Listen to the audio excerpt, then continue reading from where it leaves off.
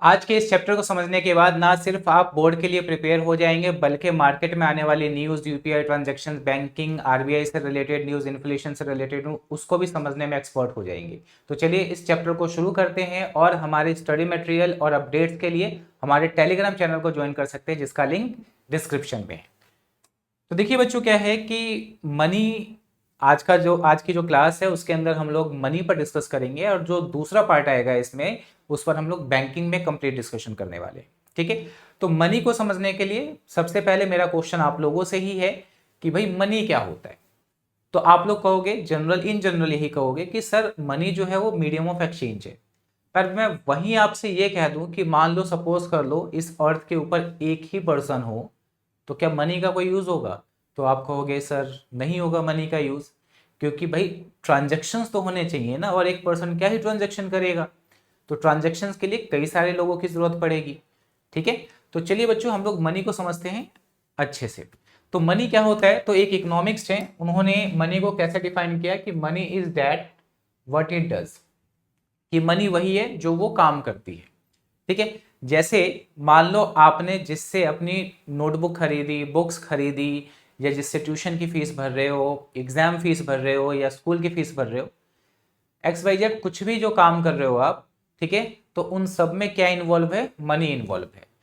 तो जो ए वॉकर है इन्होंने कहा कि money is that what it does, money वही है जो वो काम करती है। पर एग्जामिनेशन के लिए अगर हम एक स्टैंडर्ड डेफिनेशन की बात करें तो मनी क्या है कि money defined as medium of exchange for goods and services. ठीक है, and use as measure of value. ठीक है, आगे कंप्लीट डिस्कशन करने वाले हैं इस सब पर। Major of value, store of value and means of deferred payment. Deferred payment का मतलब होता है फ्यूचर में पेमेंट।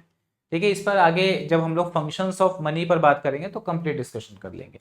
अभी जस्ट हमने एक डेफिनेशन ली। तो अगर हम लोग मनी की हिस्ट्री देखें, ठीक है, तो एंशियंट टाइम में बार्टर सिस्टम चलता था जिसको बोलते थे वस्तु विनिमय प्रणाली। तो ये क्योंकि हमारे सिलेबस में है तो आगे हम लोग इसको कंप्लीट डिस्कशन करेंगे। ठीक है, ये हमारे सिलेबस में नहीं है पर एक सीयूटी जैसा जो एग्जाम है उसके अंदर एक सीक्वेंस वगैरह पूछ लिया गया था, तो इससे रिलेटेड मैंने ये चीजें डाल दी और नॉलेज के लिए भी है ये। ठीक है, तो ये जनरली इससे एग्जाम में क्वेश्चन नहीं आएगा नीचे वालों से, पर हाँ नॉलेज के लिए हम पढ़ सकते हैं। तो देखो कमोडिटी मनी में क्या होता है कि कमोडिटी क्या है, तो कमोडिटी में जैसे गोल्ड आ गया, सिल्वर आ गया, क्रूड ऑयल आ गया, गाय भैंस आ गई, वो सब कमोडिटी मनी में इंक्लूड हो जाता है। ठीक है, तो इसके थ्रू क्या होता है? ट्रांजैक्शंस होता है। क्यों? क्योंकि देखो क्या है, बार्टर सिस्टम के बाद ये आया, तो गोल्ड से आप कई सारी चीजों को क्या कर सकते हो? एक्सचेंज कर सकते हो। ऐसे सिल्वर से भी कर सकते हो। और ऐसे ही मान लो कि एक गाय है, एक काव है, तो काव से आप कई सारे ट्रांजेक्शन्स कर सकते हो। ऋग्वैदिक पीरियड में गाय जो है पवित्र मानी जाती थी। ठीक है, क्यों? क्योंकि बेसिकली क्या था कि गाय को देकर कई सारे चीजों के ट्रांजेक्शन्स पॉसिबल थे। ठीक है, बार्टर सिस्टम के अंदर। उसके बाद आता है मेटेलिक मनी। ठीक है, तो मेटेलिक मनी का मतलब क्या है? मैं शॉर्ट में समझा रहा हूं, ये ज्यादा डिटेलिंग नहीं करूंगा इसमें। तो मेटेलिक मनी में मतलब जो मेटल्स के होते हैं, तो इसमें आता है एक full bodied money, full bodied money, और एक आता है टोकन कॉइन्स। ठीक है बच्चों, तो फुल बॉडीड मनी क्या होता है कि जैसे मान लो एक 10 रुपए का सिक्का है, तो ये जो 10 रुपए है ये फेस वैल्यू है।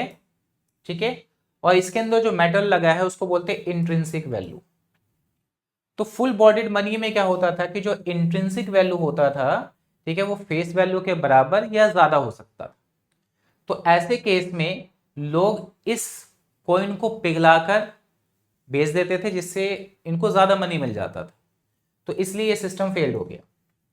फिर आया टोकन कॉइन्स। तो टोकन कॉइन्स में क्या होता है कि जो फेस वैल्यू होती है वो इंट्रिंसिक वैल्यू से बहुत ज्यादा होती है। जैसे मान लो ये 10 रुपए का सिक्का है, तो इसमें जो मेटल लगा है 1 रुपए का लगा होगा, कि अगर कोई पिघलाकर बेचेगा तब भी कुछ मिलने नहीं वाला।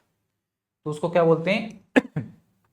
टोकन कॉइन्स बोलते हैं। मैंने 2 बार लिख दिया, टोकन कॉइन्स बोलते हैं।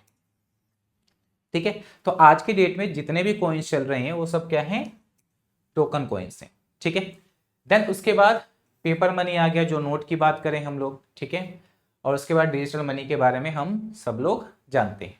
तो इतनी बातें आप लोगों को बिल्कुल अच्छे से समझ आ गई होंगी। नेक्स्ट हम लोग बढ़ते हैं बार्टर सिस्टम पर।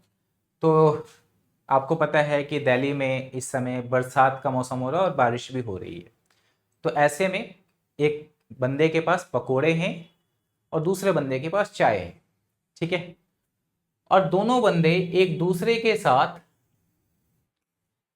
एक्सचेंज करके एक दूसरे को सेटिस्फेक्शन दे रहे, ठीक है, कि भाई चाय के साथ पकोड़े का जो कॉम्बिनेशन है वो अद्भुत होता है, ठीक है। तो एक बात ध्यान रखना कि दो पर्सन है, ठीक है, और दोनों की नीड एक दूसरे से फुलफिल हो रही है, ठीक है।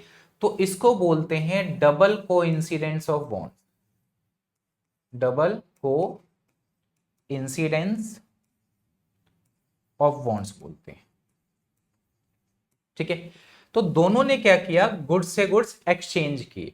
तो बार्टर सिस्टम के अंदर यही होता है कि गुड्स और सर्विसेज के साथ अनदर पर्सन के गुड्स एंड सर्विसेज को एक्सचेंज किया जाता है without involvement of money, money का इन्वॉल्वमेंट नहीं होता, ठीक है। तो बार्टर सिस्टम क्या है भाई, तो it is a system of exchange in which a particular goods और services is exchange for another good और services without involvement of money. तो चाय पकौड़े के साथ आप लोग ये अच्छे से समझ गए होंगे और आपको ये भी समझ आ गया होगा कि जब दोनों की नीड्स एक दूसरे से पूरी हो रही हैं तो उसे क्या बोला जाता है, डबल कोइंसिडेंस ऑफ बॉन्ड्स, ठीक है। तो आगे हम लोग इस पर काम करते हैं और कुछ प्रॉब्लम्स और लिमिटेशंस को समझने वाले हैं किसके, बार्टर सिस्टम के। तो अभी हम लोगों ने डिस्कस कर लिया था कि डबल कोइंसिडेंस ऑफ बॉन्ड्स क्या होता है।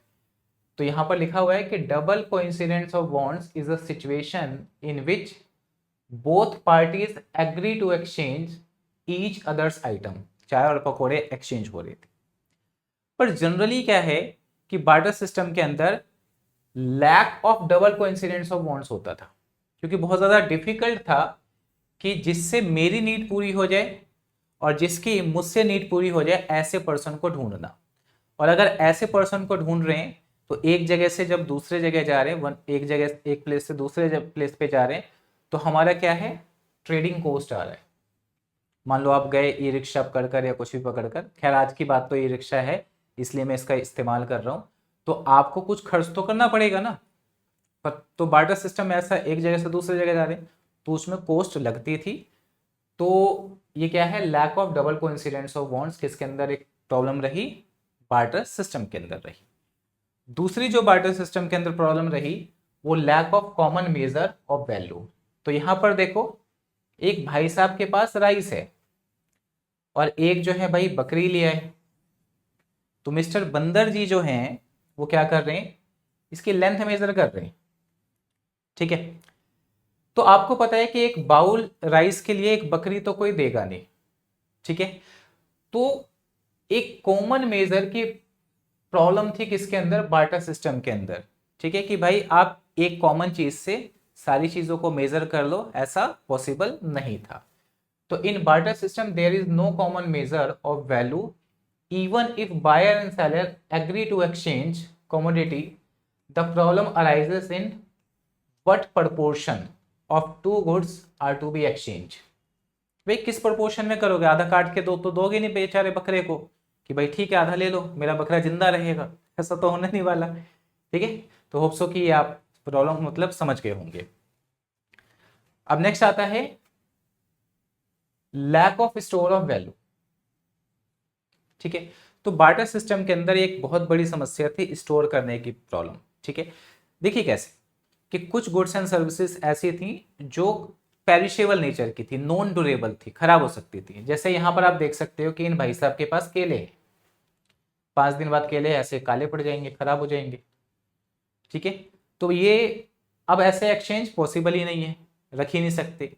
तो बार्टर सिस्टम के अंदर क्या था कि ऑन द स्पॉट क्या करना पड़ता था, एक्सचेंज करना पड़ता था, ठीक है। किसी को हम कल के लिए परसों के लिए ऐसा नहीं हो सकता था। तो स्टोर ऑफ वैल्यू, पर मनी के केस में आज हम देखते हैं कि मनी को आज 10,000 आपने किसी से लिए, उसको अब या गुल्लक में डाल दो आप 10,000 को, तो आगे भी वो 10,000 ही रहेंगे, उसकी वैल्यू कम नहीं होगी। पर केले के केस में यहाँ पर केले की वैल्यू क्या हो गई, खत्म ही हो गई। ठीक है, अगला जो है वो है lack of standard of deferred payment. तो देखो डेफर्ड पेमेंट का मतलब क्या है, फ्यूचर पेमेंट। कौन सा पेमेंट, फ्यूचर पेमेंट। ये कह रहा है भाई मुझे 10 सैक्स ऑफ वीट चाहिए आज ही, ठीक है, पर मैं पे करूंगा जब हार्वेस्ट हो जाएगा। ये कह रहा है नहीं भैया मुझे अभी ही पेमेंट चाहिए। ठीक है, क्योंकि मान लो कि ये दोनों अननोन है, इस बेचारे ने काफी मुश्किल से इनको ढूंढा। ठीक है, अब इनको ये बंदा कह रहा है कि भाई हार्वेस्ट होगा तो ले लेना मेरे से। तो आपको पता है कि जो वीट की वैल्यू होगी हो सकता है चेंज हो जाए बाद में। ठीक है, आज जो वीट की वैल्यू है हो सकता है आगे जाके चेंज हो जाए वैल्यू।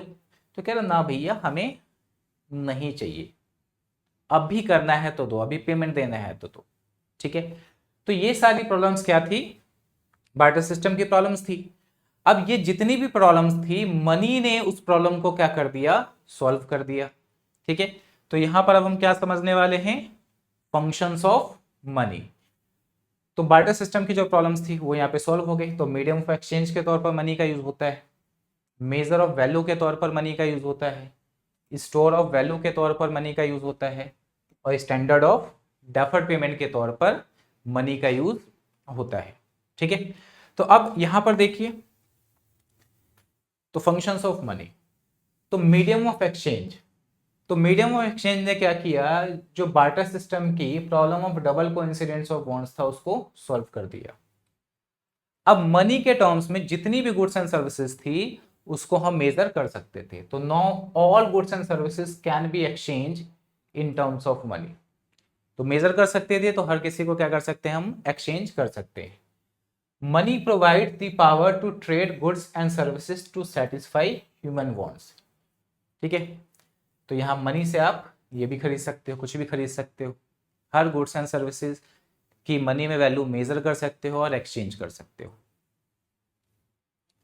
तो नेक्स्ट है major of value common unit. तो देखिए जो बार्टर सिस्टम की जो प्रॉब्लम्स थी, लैक ऑफ कॉमन मेजर की, उसको मनी ने सॉल्व कर दिया। अब सारे गुड्स एंड सर्विसेज को हम किस में मेजर कर सकते हैं, मनी में मेजर कर सकते हैं।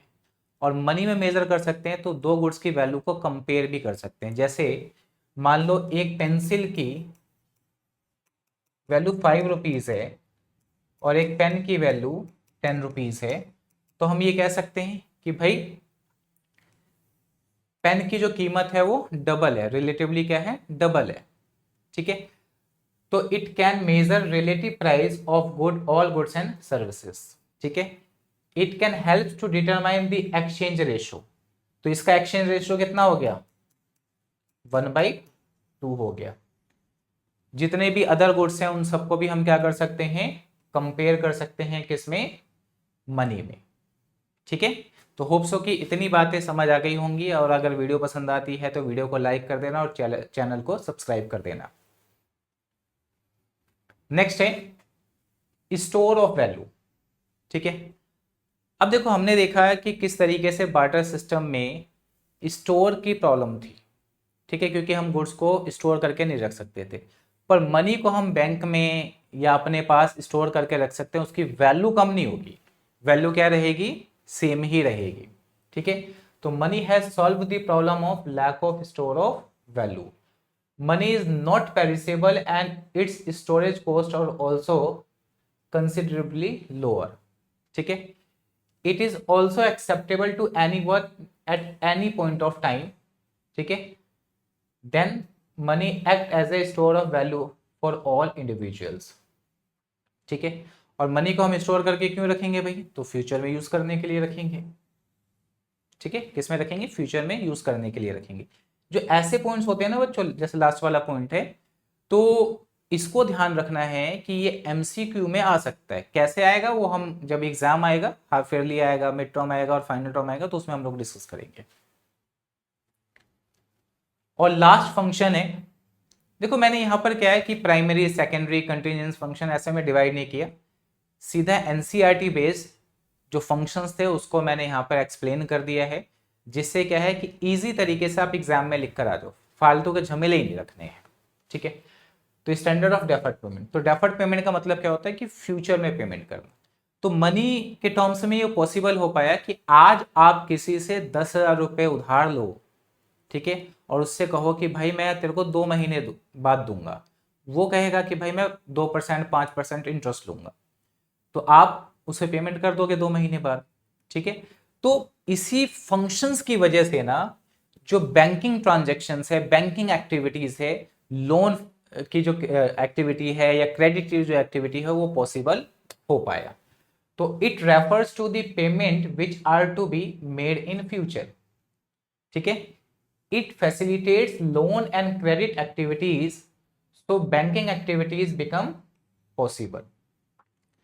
Money encourages such transactions which in turn facilitate capital formation, मतलब इन्वेस्टमेंट वगैरह हो गया, और economic development of the nation.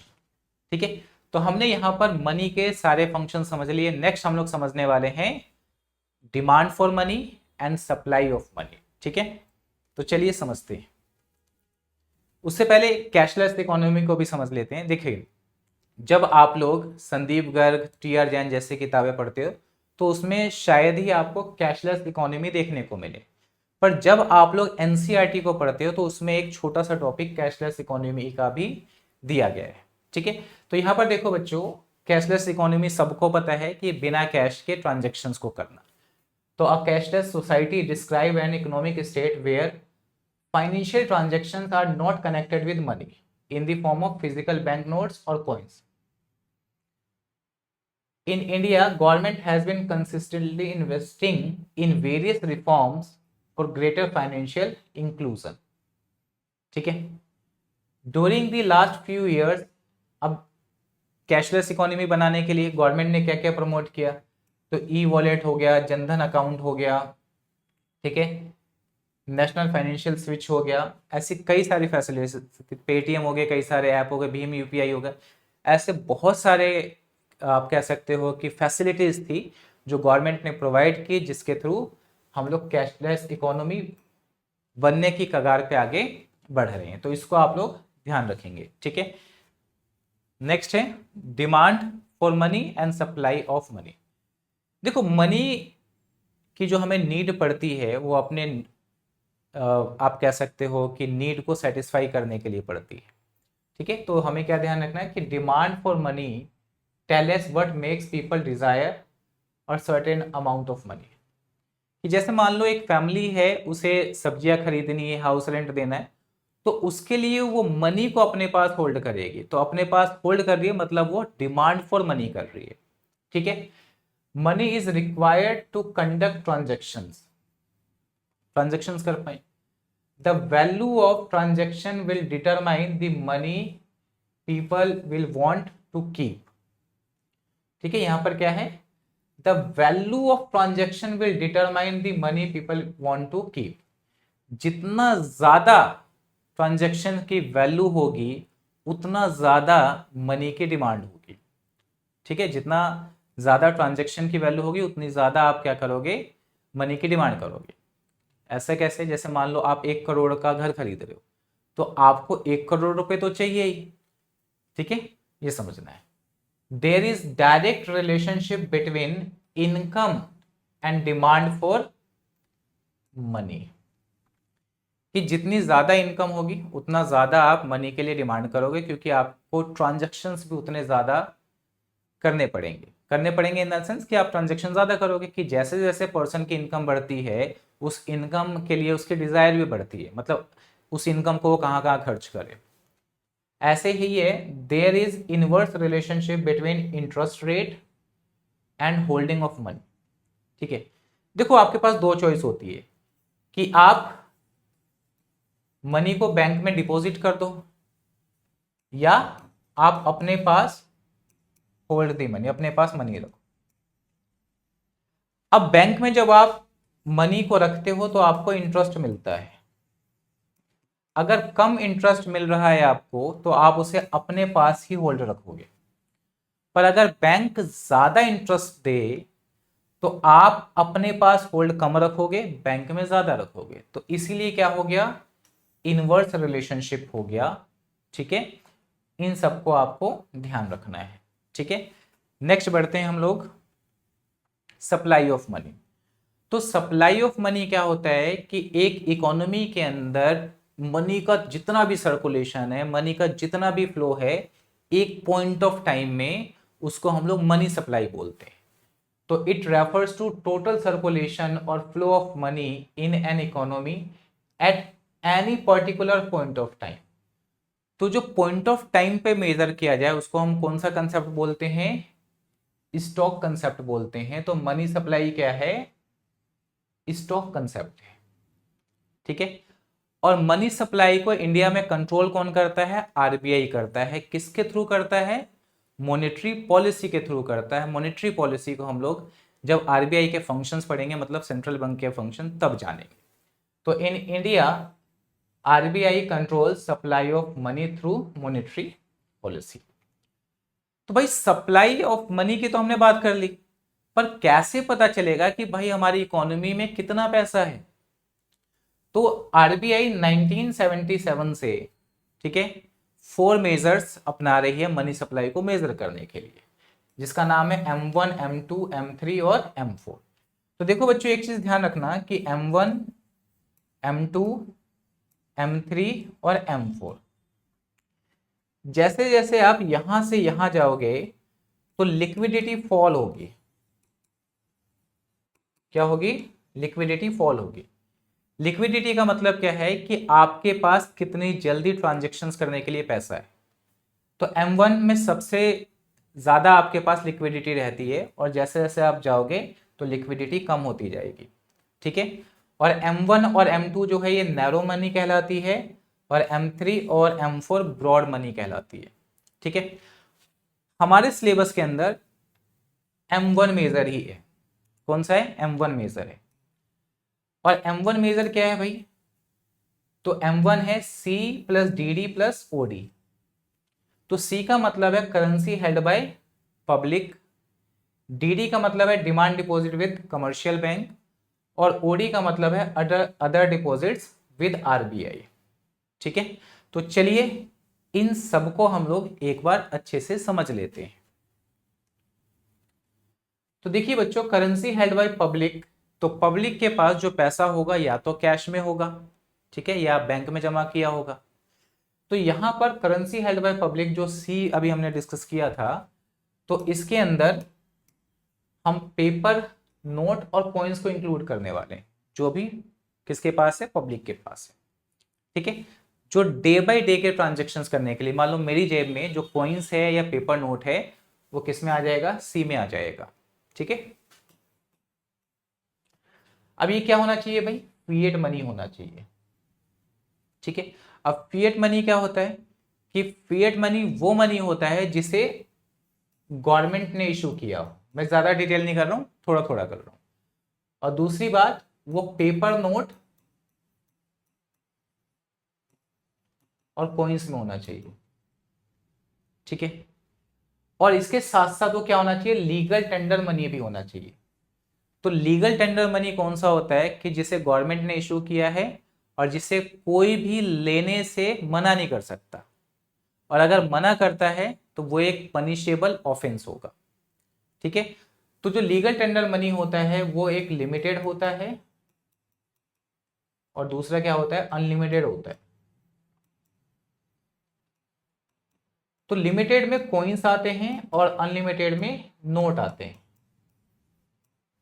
ठीक है, देखो कॉइन्स जो है एक लिमिटेड क्वांटिटी में ही कोई एक्सेप्ट करेगा, उसके ऊपर होता है तो कोई मना कर सकता है। पर पेपर नोट जितने मर्जी हो, कोई लेने से मना नहीं कर सकता। ठीक है, तो करेंसी हेल्ड बाय पब्लिक में it includes all paper notes and coins held by the public. Fiat money होना चाहिए, लीगल टेंडर मनी होना चाहिए। ये काम खत्म। दूसरा है DD, demand deposit of commercial bank. तो देखो क्या है बच्चों, जो हमने बैंक में पैसा जमा कराया है, बैंक को ये बोल दिया है कि भाई देख अभी तो जमा करा रहे, पर जब भी हमें नीड होगी तो हम विड्रॉल के तौर पर डिमांड कर सकते हैं। मतलब विड्रॉल के तौर पर निकाल लेंगे हम। बात समझ आ गई। तो वो पैसा जो हमने बैंक में जमा कराया है, जिसे हम चेक के थ्रू या किसी अदर फॉर्म में हम विड्रॉल कर सकते हैं, that is called demand deposit. तो those deposits are deposit in bank account that can be withdrawal on demand by the account holder. ठीक है, तो इसके अंदर ओनली नेट डिमांड डिपॉजिट जो है उसको इंक्लूड किया जाता है। अब नेट डिमांड डिपॉजिट क्या होता है भाई? तो देखो, जो पब्लिक ने बैंक में जमा कराया है उस पैसे की बात हो रही है, एक बैंक ने जो दूसरे बैंक में ट्रांसफर किया उसको इंक्लूड नहीं करेंगे। बात समझ आ गई। Also known as bank money, ये बैंक मनी भी है। Bank money facilitates payment through cheque, draft, RTGS, IMPS etcetera. ठीक है, अब इसमें एक है हमारा कौन सा, ओडी। तो ओडी का मतलब है अदर डिपॉजिट्स विद आरबीआई। तो देखो क्या है कि कोई फॉरेन नेशन हो गया उस, या फॉरेन गवर्नमेंट हो गई, उसके बिहाफ पे कोई ट्रांजैक्शन हो गया, कोई फाइनेंशियल इंस्टीट्यूशन है उसके बिहाफ पर कोई ट्रांजैक्शन हो गया, ठीक है, आरबीआई के थ्रू, ठीक है, या आरबीआई में। और ध्यान रखना कि अदर डिपॉजिट्स में जो इंडियन गवर्नमेंट है और कमर्शियल बैंक है उसके ट्रांजैक्शन को इंक्लूड नहीं किया जाएगा।